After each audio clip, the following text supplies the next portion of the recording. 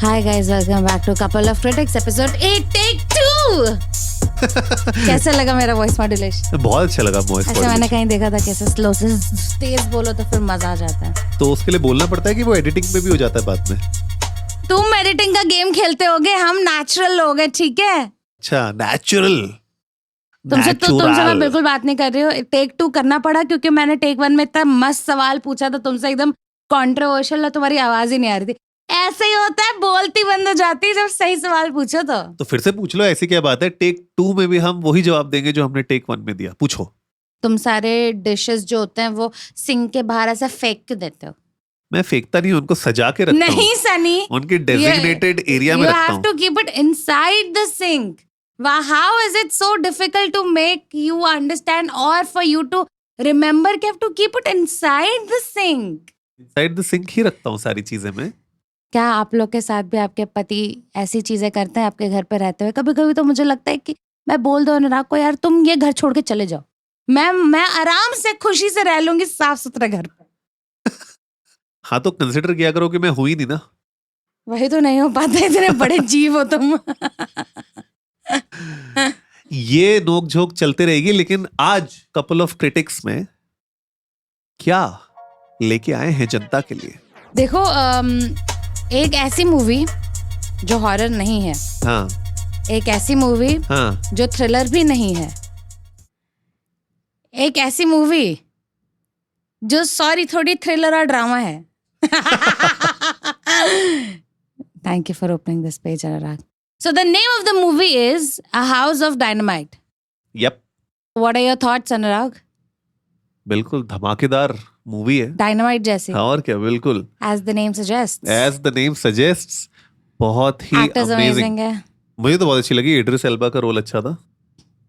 हाँ, मूवी अच्छी है.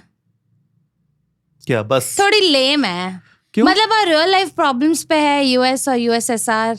यूएस को एज यूजुअल जैसे प्रॉब्लम्स होती रहती है कि बाकी सारी कंट्रीज उनको उड़ाने के पीछे पड़ी हुई है. इनसिक्योर चीज, क्या करें. नहीं, but I don't think so that is the context of the movie. Context अलग है, थोड़ा बोरिंग कॉन्टेक्स्ट है. तुम बताओ क्यों क्या है बोरिंग कॉन्टेक्स्ट? चलो तुम बता दो भाई. आप एक ऐसे आज हम एक ऐसी दुनिया में है जहाँ पे there are so many nuclear bombs, so many nuclear powers, and सब कहते हैं कि हमारे पास इतने nuclear bombs हैं, हमारे पास इतनी nuclear power है.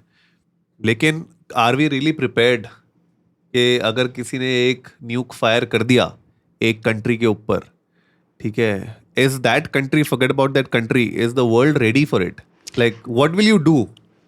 मर जाएंगे और क्या. अब रेडी क्या होना है इसमें? ये कहना बहुत आसान है, मर जाएंगे. मतलब खत्म हो जाएगा तो एक सेकंड में, और क्या ही होना है बताओ.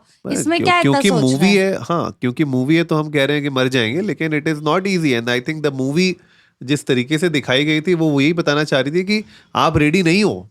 मतलब I feel you I mean the person who is taking this decision of pressing the button of the nuclear bomb is not ready 100%. No, you are still thinking about कि मतलब कौन एक्शन लेगा इसमें. मैं कह रहा हूँ as the human race are we ready? Because हम लोग they see every country is trying to say कि यार मेरे पास न्यूक्लियर बॉम्ब इतने हैं, मैं ये कर दूंगा, मैं वो कर दूंगा, राइट. सब लोग एक दूसरे के ऊपर जो है ये थ्रेट करते रहते हैं, लेकिन जिस दिन एक्चुअली में किसी एक ने न्यूक्लियर फायर कर दिया किसी के ऊपर, उसके बाद क्या होगा? We are not ready for it. Nobody is ready for it because then आप क्या total annihilation की तरफ चले जाओगे ना human race की. तो that is what the movie was trying to show कि you were not ready. In fact, movie में ऐसे चीजें दिखाई गई हैं कि the US thought कि they have those counter measures for the nuke, but they have this perfect but नहीं हो पा रहा था. perfect plan, but नहीं है क्योंकि obviously देखो अनुराग, ये तो एक बात बहुत ही नॉर्मल और प्रैक्टिकल है कि जब तक आपके पास वो आपके ऊपर वो सिनेरियो आया नहीं है तब तक आपको पता नहीं होगा आप 100% रेडी हो या ना हो. जिस दिन आएगा उस दिन आपको पता चलेगा कि आप हो कि नहीं हो रेडी. वही तो मूवी में बता रहे थे, जब उन लोग का जो वो कंट्रोल सेंटर था वो बार बार एक दूसरे से यही बोल रहे थे कि we have done this 1000 times, we have done this 1000 times. मतलब वो सिमुलेशन में और प्रैक्टिस में बहुत सही लगता है, लेकिन the moment it actually happens ना, देन यू गो कोल्ड. सबकी अचानक से फट गई थी, राइट. पहले उनने सोचा कि शायद कोई ड्रिल कर रहा है, शायद कोई it's a miss information, right? लेकिन जब रियलिटी उनको हिट हुई, that was when actually the movie started gripping. And तो all of this is okay, but you tell the gist ना कि क्या हुआ, कैसे? जिस्ट यही है कि आपको मूवी में दिखाते हैं कि एक न्यूक है which is coming towards US, और किसी को पता नहीं यूएस में they are trying to figure out कि ये न्यूक का ओरिजिन क्या था, किस कंट्री ने फेंका या कहाँ से आया है। करेक्ट। तो वो अभी तक उनको नॉर्थ नहीं पोल पता से आया, चला। बस इतना पता चला था हाँ, उनको। उस साइड से आया है, लेकिन क्लैरिटी नहीं थी उनको कि एग्जैक्टली किसने करा किसने है। किया है ये। So they were trying to figure it out, then anti measures try कर रहे थे, बट मूवी इसी के ऊपर है कि it's a political thriller basically. Drama. हाँ, and you see the different sides of different departments, correct. right, who are trying to figure out responsible for this. हाँ, so they are trying to figure out कि exactly next actions क्या होंगे, next steps क्या होंगे, next steps क्या होंगे, and वो failures आपको दिखते हैं next steps के।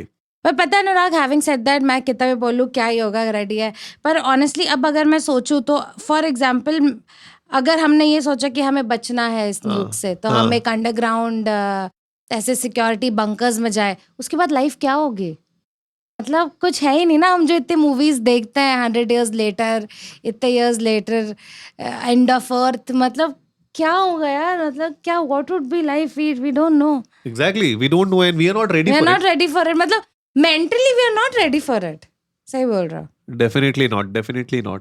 तो बहुत ही इंटरेस्टिंग मूवी है और अलग अलग एंगल से आपको दिखाई जाती है। इनफैक्ट उसमें प्रेसिडेंट का भी एंगल जो इद्रिस एल्बा ने प्ले किया है वो भी दिखाया जाता है, और दे गो वेरी टेक्निकल एक्चुअली, बहुत ही टेक्निकल टर्म्स यूज होते हैं, और आपको एग्जैक्टली बताया जाता है कि क्या प्रोसेसेस लोग फॉलो करते हैं। अब वी डोंट नो एग्जैक्टली कि क्या यही प्रोसेसेस होती हैं, बट जिस तरीके से दिखाई गई थी मुझे लगता है कि शायद यही होती है। होते हैं, हर कुछ तो रिसर्च करके मूवी बनाई होगी। हाँ, बहुत इंटरेस्टिंग मूवी थी। नेटफ्लिक्स में आप ये मूवी देख सकते हो। लेकिन आपके क्या थे थॉट्स इस मूवी को लेके? मैंने तो अपने बता दिए। मुझे तो लगता है कि टेक्निकल मूवी थी। मतलब अगर मैं एक तरीके से सोचूं कि हाँ, we are not ready maybe, but अगर मूवी पॉइंट ऑफ व्यू से देखूं तो मेरे को बहुत सब्सटेंस नहीं लगा इस मूवी में। मतलब I wanted this to have something more, मतलब क्या होगा उसके बाद टाइप्स, बट मूवी का एक लिमिटेड बैंडविड्थ था, ऐसा मुझे फील हुआ। मुझे लगता है कि वो डायरेक्शनल एंगल वही था मूवी का। I don't think so they wanted us to see what would happen next, they wanted to keep Maybe. It. In fact movie में अगर आप इस मूवी को देखेंगे, हम थोड़ा स्पॉइलर फ्री रखेंगे इसको, लेकिन होता क्या है एग्जैक्टली उस मूवी में, राइट, वो थोड़ा सा उन लोगों ने आई थिंक ऑडियंस के इंटरप्रिटेशन के ऊपर छोड़ दिया है। And the entire thriller and the entire suspense is around the different POCs that you see, जो आपको मिल रहे हैं, जो POV मिल रहे हैं, सॉरी नॉट POC, जो POVs मिल रहे हैं आपको, वो अलग अलग एंगल से आप एक उनका नजरिया अलग चल रहा है। हाँ, मतलब यू सी द टेंशन। हाँ, ठीक है, दैट आई एग्री। तो क्या what was your best moment, or what was the best part that you like? The best I would say was I would say Idris Elba, जिस तरीके से last moment होता है वो डिसाइड कर रहा लास्ट मोमेंट पे इड्रिस एल्बा के ऊपर मतलब जो प्रेशर आ जाता है एज अ प्रेसिडेंट, और उसको जिस तरीके से लोग एडवाइस दे रहे होते हैं, एक बोल रहा होता है कि तुम ये कर दो, दूसरा बोल रहा होता है ये कर दो, तो वो जो कंफ्यूजन स्टेट ऑफ माइंड होता है उसका उस वक्त, वो जो 5-10 मिनट का सीन है, I think that was the best part for me in the movie, जहाँ पे वो ही was like trying to figure out कि मैं क्या करूं, क्या ना करूं, कैसे करूं, इतने ऑप्शंस हैं, एक बोल रहा है ये कर दो, उड़ा दो पूरा, ये कर दो, there are so many things, right, counter measures लेने के लिए। That was something for me which was the best part. तुम्हारे हिसाब से क्या था? मुझे तो पॉइंट ऑफ व्यूज अच्छे लगे थे हर डिपार्टमेंट के, जो उन्होंने दिखाया था, जिस तरीके से उन्होंने एज अ होल स्टोरी बनाई। ये 3 डिफरेंट पॉइंट ऑफ व्यू थे। ये डिपार्टमेंट इस टाइम पे क्या सोच रहा है, क्या कर रहा है, how other departments reacting and acting basis that, वो मेरे को एज अ होल अच्छा लगा। कुछ ऐसा there is no specific thing that I like. मेरे को मूवी थोड़ी सेम प्लेन पे लगी, मेरे को ऐसा लगा नहीं कि बहुत अप्स एंड डाउन्स टाइप के कुछ थे, तो कुछ ऐसा स्पेसिफिक नहीं लगा मुझे अच्छा। हाँ, और एक जो सबसे बड़ी ग्रिपिंग पार्ट था मूवी का वो था वो जो 18 मिनट थे, क्योंकि they had हाँ. 18 minutes शिकागो पे वो Oh yes, I remember Anurag. Do you remember that Anurag? हम जैसे 18 minutes है, then we were like, क्या हुआ? पता करना है, फटा कि नहीं फटा, क्या हुआ? Did the bomb land? What happened? Is it coming? Is it? They couldn't stop it. What is happening? क्या होगा? पर अनफॉर्चुनेटली उसके आगे हम आपको नहीं बताएंगे, आप देखिएगा मूवी. हाँ बिल्कुल, बट वो जो 18 मिनट्स होते हैं हाँ. वो पूरा काउंटडाउन ही उस 18 मिनट्स के अराउंड चलता है इस पूरी मूवी में. तो मुझे तो बहुत अच्छी लगी और टाइम आ गया है हमारे पॉपकॉर्न रेटिंग का. तो बताइए क्या है पॉपकॉर्न रेटिंग. मेरी रेटिंग है 6.5. चलिए मैं तो इसको दूंगा 8. ओहो. नहीं मुझे तो बहुत अच्छी लगी. मुझे तुम्हारी gripping तबीयत लगी. खराब है इसलिए तुम थोड़े इजी रेटिंग दे रहे हो. नहीं नहीं ऐसा कुछ नहीं. तबीयत खराब में तो मैं और टफ रेटिंग देता इनको. चिड़चिड़ हो रही है. तबीयत खराब में तुम ये मूवी देखते? हाँ देख ली ना. तबीयत खराब नहीं थी तब तुम्हारी? हाँ देख ली मैंने. देखते? हाँ कुछ मेरे पास वर्ड्स नहीं है इसमें. पर इसको रॉटन टमेटो पे अच्छी रेटिंग मिली है, 75% है.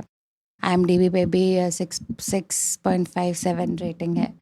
तो मतलब they are close to my ratings. तो अब you can decide whether or not you want to watch it.